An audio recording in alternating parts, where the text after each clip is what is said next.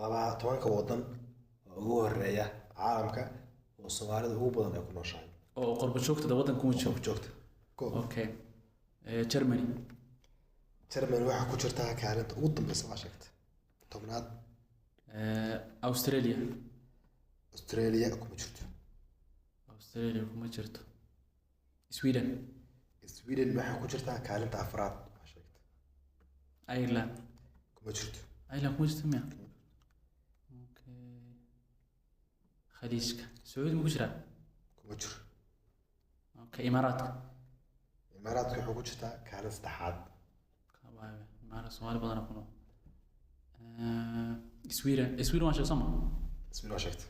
Norway waxa ku jirta kaalinta lixaad Africa South Africa waxa ku jirta kaalinta toddobaad South Africa Soomaali badan oo qaxday ma sha Allah Yemen horta waa goor Soomaali ku nool hadda ma xogno maxaa kaalinta ku jirta waxa ku jirta kaalinta lixaad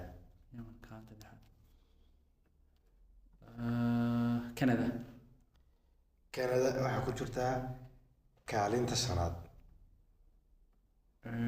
USA of course USA koob ku jirta maxay dhiman mar weyn waxa ku dhiman laba wadan Canada waa sheegtay labada wadan ku sheegay laba wadan